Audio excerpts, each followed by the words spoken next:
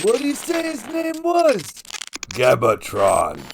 Hello everyone, I am Gebatron, and I really want to talk about the proposed changes to Hell Let Loose's future update, Update 18, and we're just going to use dev brief number 207 to give us some structure here. Let's start with Stalingrad. The Stalingrad Refresh and the changes made here are going to be nothing but good. We have lighting improvements, performance improvements, there is more micro cover in the areas that used to be open and more bare. They've introduced more verticality to some of the burned out and mostly destroyed buildings, leading to a taller map. It's getting the dynamic weather system, and there's more, but my favorite is that the train yard now looks more like what I'd expect a war-torn train yard to look like. Probably not as high on your list of changes, but as a railroader, I really like this change. And it does make the fighting in this area more varied and less predictable, as there is more cover density here as compared to before. So really good work here that will make this map more enjoyable. A couple of other things that are nothing but good would be the improvements to tank traversal and immersion improvements. With traversal, hopefully we get a solution to getting stuck or hitched up on small things, and an improvement to traversing ditches, as they do mention trenches. With immersion, they don't say anything too specific, but they do mention dynamic audio based on location and other work with the audio team. Next up, let's start into the armor changes, which is the big draw here, with tank balancing, and at the end of this is where I think there needs to be some changes. Most of this is good, however, and you can read here for yourself to get a better idea of what they are going for, but mostly this is just adjusting individual stats for each tank to help them feel more unique. So like instead of just light, medium, and heavy cannons all performing the exact same way in their own categories, we might now get variation within these classes. Things like differences in ballistics between specific pieces of armor, more varied turret traverse speeds and reload times, more varied gun depression and elevation, more varied maneuverability and agility, and what I think is most important here is wider disparity in that agility and speed between the different classes. I think this is going to lead to a more nuanced experience for armor players. Think like taking Hell Let Loose's armor experience from playing Scissors Rock Bigger Rock to a balance that is a small step closer to something you might see in a World of Tanks battle. There is something at the end here that I find concerning, and this is where my first fix comes into play. It says that the power of the coaxial machine guns will be varied. I'm really opposed to this. As far as I know, all the armor-mounted MGs in Hell Let Loose are the same as the infantry LMGs, and I really don't see a reason to have the same guns operate differently just because they are mounted in armor. I don't really want to be answering confuse people's questions as to why they can take out enemies with their MG34 that they are not able to take out with their MG34, if you know what I mean. I already have problems with damage based on weapon class and or faction rather than caliber type, but that's outside of the scope of this video. Learn more about that at the top right if you're interested. So overall, good stuff. We'll see, you know, where it all goes, but overall, I think this is going to be good. But leave those MGs alone to avoid confusion and frustration when things don't work out as expected. Next, we have the proposed heavy tank limitations. They say they are going to cap heavy tanks at 2 active pieces at a time, and I understand why they want to do this. By the way, that's 2 pieces of armor per team, not on the map. I don't really have too much of a problem with it, as they have, you know, it presented here in the dev brief, but I do want to present an alternative or maybe a supplemental idea. They say they want the heavy tank to be a high impact, game-changing asset. So go back in time with me a little bit. When heavy tanks were first introduced to Hell Let Loose, they were just that. When you saw that Tiger rolling towards your position, it was a big deal. People would, I mean, it was a video game, but people would start to panic, and sometimes you'd even abandon your position. The reason for this wasn't because there were too many Tigers rolling at you, although resources did work differently back then, so multiple heavy tanks weren't, you know, as common. But I don't want to get into the resource aspect of it now. It was because there were more limited options to engage the heavy tanks. What you had available was, like the AT guys with rocket launchers. If you were lucky, someone had built an AT gun somewhere. And if you were even luckier still, you had a clairvoyant engineer that had placed an AT mine or two. But most of the time, it was just that AT guy and any friendly armor in the area. These limited engagement options meant that players had to communicate and coordinate to destroy these fat cats. It changed the game because a new problem was introduced that required a deeper level of engagement to solve. The relationship between armor and infantry really changed, in my opinion for the worst, when the satchel was introduced later on. This brought two simultaneous issues. First, the nature of the one-shot, one-kill aspect of it.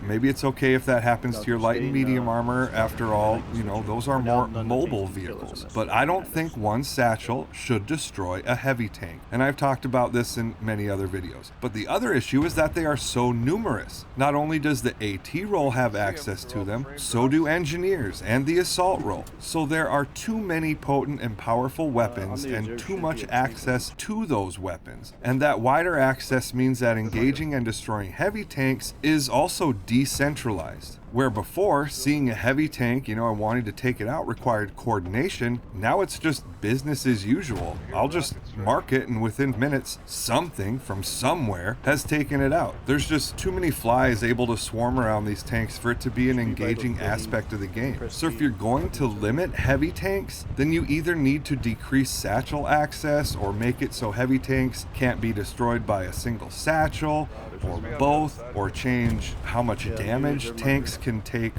across the board. Simply limiting the frequency at which we see them won't impact the dynamic between them and infantry. It will make the commander's job harder by making them more picky about when they spawn them and who they spawn them to, and you'll likely see heavy tanks hang back from the front lines as to not risk themselves getting into danger. Alright, that's my soapbox there.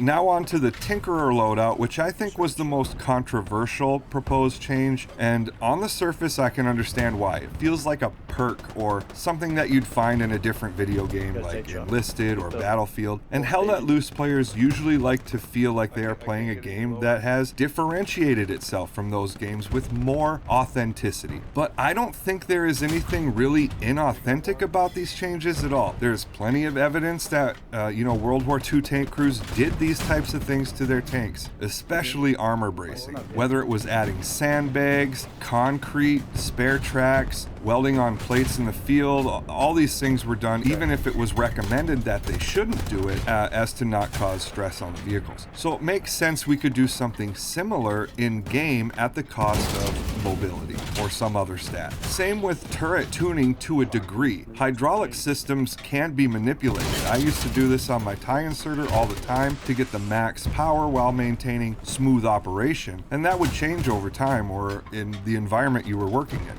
Shedding some weight on your tank makes sense if you want a better horsepower to weight ratio to get better performance. Okay, now you're saying, okay Gebatron, if you like this so much, then what's the problem? The first problem I have is right here where it says real-time adjustments. This leads me to believe that you can get out of your tank at any point and quickly just change major characteristics about your vehicle. So you take a shot and penetrate an enemy tank, you're reloading, and unbeknownst to you, one of the enemy crew got out real quick and changed to armor bracing, and the next shot doesn't penetrate. Now you have a system where the feedback you're receiving can change from moment to moment, and that's not good. So the first fix I propose is that these changes can't be made to your tank on the fly, but rather that some condition is met first. Something like being near a repair station or having X amount of supplies nearby to do it, or something like that. I don't think these types of changes are things you should necessarily be able to make on a whim or in the middle of active combat. So that's the first fix. But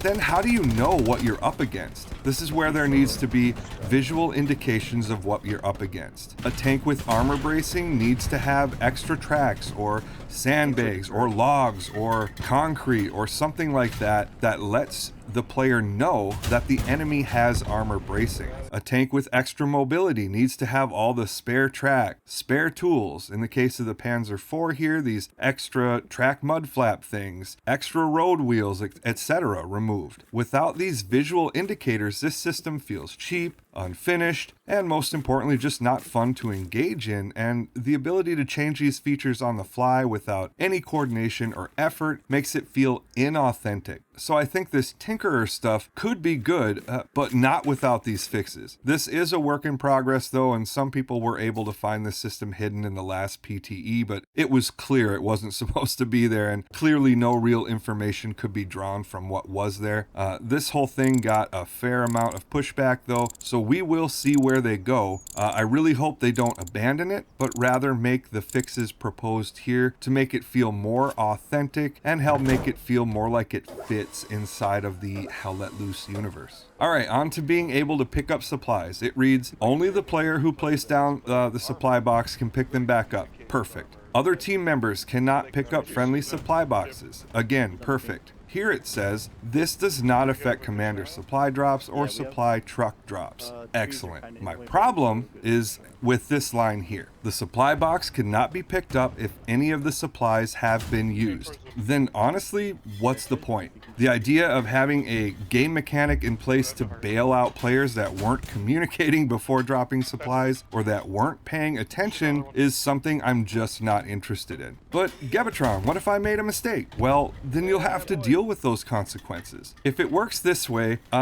then those are really the only situations that get served. So what's the saving grace here? It says subject to change. If we're able to pick up a box of supplies, even if some have been used, now I'm able to help my engineers build in more areas without having to sit around waiting for a cooldown. This ability would actually add something to the role and give me a new ability and a new way to cooperate rather than just make up for not paying attention. Plus, you could still pick them up if you did make that mistake. It's just that now it's not limited only to that. And the last thing that has me concerned is this part under future armor additions talking about self-propelled artillery. And the reason I'm concerned is because what we have pictured is not self-propelled artillery. It's what's known as an assault tank. I'm pretty sure this is a Sherman M4A3 105, 105 referring to a 105mm cannon. Now the idea for this particular piece of armor stems from Allied troops having a hard time engaging enemy fortifications, and they needed something that could help them in the direct fire role, as something like the M7 Priest was poorly suited at engaging these fortifications, and regular armor didn't have enough firepower. Now, when I think of self-propelled artillery, I'm thinking of that very same M7 Priest. I'm thinking of the German Hummel or similar vehicles that have an actual artillery piece on top of a tank chassis with an open top cab. So my concern here is just how is this all going to work, because they're showing what is essentially a direct fire weapon, but they're calling it self-propelled artillery, which is an indirect fire weapon. And of course, those two different types of vehicles have different capabilities. I was really hoping to get the Priest and the Hummel and other similar vehicles to that. I was hoping to have those open tops so that recon squads could still engage. So this does have me concerned, but there also isn't really any information here other than the picture. I guess they also let us know that there will be 2 crew members instead of the normal 3 for armor. But in any event, we'll have to wait and see how this is all going to work. So that's what I think is good, and more importantly, what I think needs to change about Update 18 before it even drops to bring it to the next level. In addition to this, they also need to fix some of the things that were introduced in the last couple of updates, so you can check out my feelings about those by clicking on some of these videos on screen now. You can also look into how I think mortars and SPGs or SPAs should be implemented here as well. Make sure to put your opinions down in the comments. Please pull the trigger on that like button. It really helps out. Subscribe for more, and as always, thank you so much for watching, and see you in the next one.